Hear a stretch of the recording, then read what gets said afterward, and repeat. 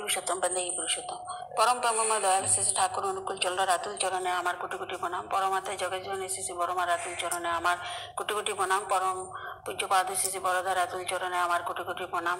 আচার্যদেব শ্রী শ্রী দাদার চরণ কমলে আমার কোটি কোটি প্রণাম। পূজনীয় বাবাদের চরণে প্রণাম জানাই, পূজনীয় অবিন্দার চরণে প্রণাম জানাই, ইষ্ট পরিবারের সকলের চরণে প্রণাম জানাই। আমার তেমন জ্ঞানের আহরণ নেই।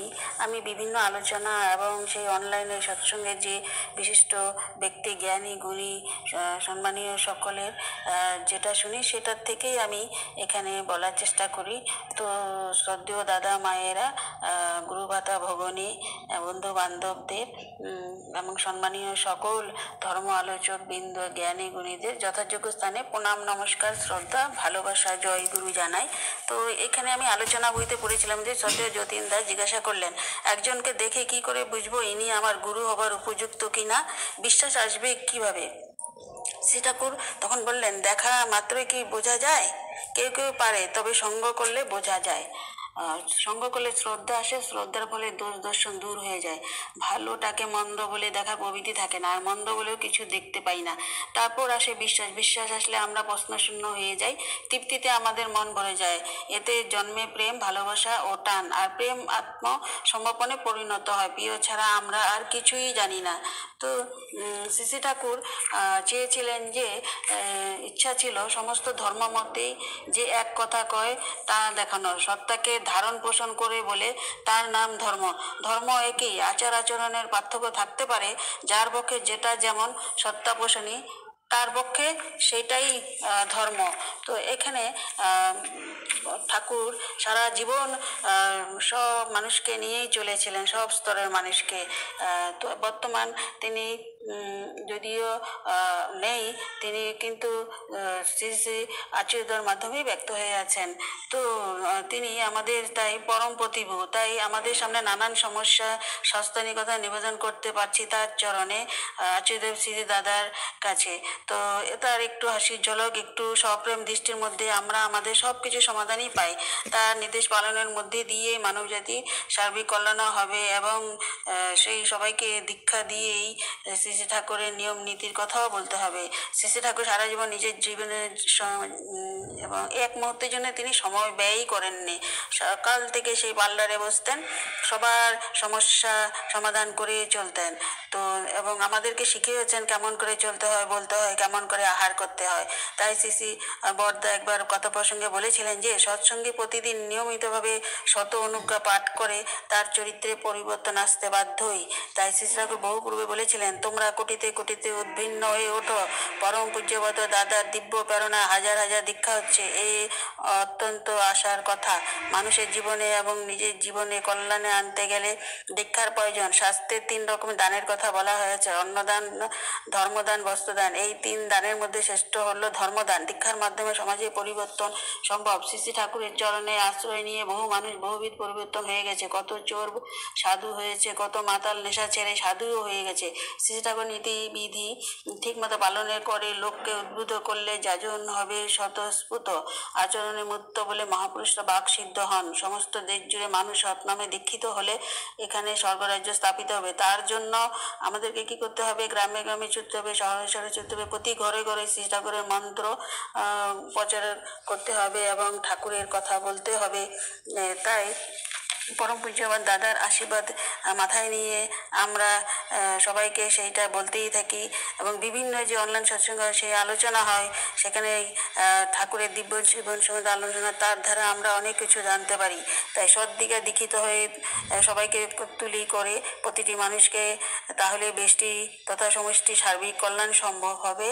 শ্রী ঠাকুর চন্দ্রের জীবন ও বাণী আলাদাই নয়, তার জীবনে তার বাণী জীবনে যা তিনি উপলব্ধি করেছেন তাই বলেছেন। আমি এখানে বিভিন্ন আলোচনায় শ্রদ্ধেয় শ্রী শ্রী দাদারা যে আলোকপাত করেছেন সেইগুলি এখানে আমি নিজে পড়ে খুবই অনুপ্রাণিত হয়েছি, তাই আপনাদেরও সেটা বলার প্রয়াস রাখছি। বিশ্ববাসীর কল্যাণের জন্যই তিনি অনেক বাণী দিয়ে গেছেন, জীবন চলনার নীতিও নির্দেশ দিয়েছেন। তিনি ছিলেন অ্যাডজাস্ট পার্সোনালিটি। তার প্রতি প্রেম, ভক্তি, ভালোবাসা ও অনুরাগের মাধ্যমে আমরা বৃত্তি প্রবৃত্তির ঊর্ধ্বে উঠতে পারি। এর মাধ্যমে জীবন এবং ব্যক্তি জীবনে জনের কল্যাণ ও মঙ্গল হতে পারে। এইভাবে ব্যক্তিগত কল্যাণ মঙ্গলের মাধ্যমে বিশ্ব কল্যাণ হবে। তো বর্তমান আচার্যদেব পূজ্যপাদ দাদার প্রতি ভালোবাসা এবং ভক্তি টান অনুরাগ হলে শ্রী শ্রী ঠাকুরের প্রতি নিষ্ঠানন্দিত অনুরাগ হবে, কারণ শ্রী শ্রী ঠাকুরই তার মধ্যে অপারেটিং করছেন। তো সবাইকে তিনি শান্তি দিচ্ছেন, আশ্রয় দিচ্ছেন। তিনি বলেন, যজন যজন ইষ্টবৃত্তি সস্তনী সদাচার পালন করে চলার মাধ্যমে ঠাকুরের প্রতি টান ও ভালোবাসা সৃষ্টি হতে পারে। নিষ্ঠার সঙ্গে নাম ধ্যান করা প্রয়োজন।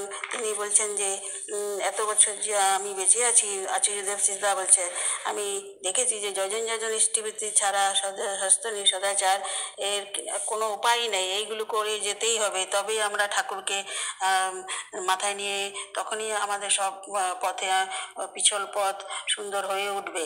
তো তাই কল্যাণ ও মঙ্গলময় রাষ্ট্র গঠনের জন্য শ্রী ঠাকুরের জীবনী ভাবাদর্শে উদ্ভূত অনুরঞ্জিত মানব সমাজ অপরিহার্য। সদ্গুরুর কাছে উপনীত হয়ে তার সৎমন্ত্র গ্রহণের মাধ্যমে মানুষ পরিপূর্ণ মানুষে পরিণত হওয়ার পথে এগিয়ে যেতে পারে। সদ্গুরুর ভাবাদর্শ জীবন পথে মেনে চলার মাধ্যমে মানুষ শ্রদ্ধা, ভক্তি, ভালোবাসা, সেবা, সহানুভূতি প্রভৃতি গুণের অধিকারী হতে পারে। শ্রী ঠাকুর সৎসঙ্গ আন্দোলনে যে অস্থিভীতির আন্দোলন, নিষ্ঠের প্রেরণা উদ্ভূত অনুপ্রাণিত মানব সমাজ গড়ে তোলার আন্দোলন। তাই পূজ্যপাদ আচার্যদেব আরো দীক্ষা দেওয়ার কথা বলেছেন এবং নিরলস প্রচেষ্টায় আমাদেরও সেইভাবে উদ্ভূত অনুভূত প্রেরণা প্রভূত করে চলেছেন। পূজ্যপাদ আচার্যদেব সিদ্ধার মাধ্যমে শ্রী ঠাকুরের ঐশী লীলা আজ প্রকটিত। তাকে দর্শন করে আমরা পাচ্ছি প্রাণের খোরাক, মনের খোরাক, জীবনের খোরাক। তার নির্দেশ মেনে আমরা কল্যাণ মঙ্গলের অধিকারী হতে পারি। তাই তো তিনি আজ এই করোনাকালে বলছেন যে 3.5 কোটি দীক্ষার কথা, এবং তিনি জানতেন, সেই জন্যই এই 2 বছর আগেই টার্মে টার্মে অনেক দীক্ষা দিয়েছেন। সাথে সাথে নিজের পরিবারের সবাইকে নিয়ে সেই দীক্ষা যোগ্য করেছিলেন। তো এখানে আমি শেষ করছি। জয় গুরু। আপনারা সবাই ভালো থাকুন। যতটা পারি আমরা নিজে আনন্দ থাকি, অন্য পারিবেশিক সবাইকেই ঠাকুরের কথা বলে আনন্দ দেওয়ার চেষ্টা করি। এই করোনাকালে সবাই সবাই মানে বেদিগ্রস্ত হয়ে আছে, এবং কালের করালে কে কখন চলে যাবে কেউ বলতে পারে না। তো জয় গুরু। আজ তাই আচার্যদেবের, শ্রী শ্রী আচার্যদেবের এবং শ্রী শ্রী অবিন্দার মাধ্যমে রেত শরীরে শ্রী ঠাকুর উপস্থিত, এবং তিনি তাই ঘরে ঘরে সেই যাজন ক্রিয়া বা দীক্ষাপত কাজ করার কথা বলে যাচ্ছেন। দেওঘরে গেলেও সেই কথাই বলছেন, যে যে সমস্যা নিয়ে যাক না কেন। তো জয়গুরু। সবাই আমরা দীক্ষাপত কাজ করতে থাকি, নিজের মঙ্গলও হয়, অন্যেরও মঙ্গল হয়। সবাই ভালো থাকুন, সুস্থ থাকুন। জয়গুরু।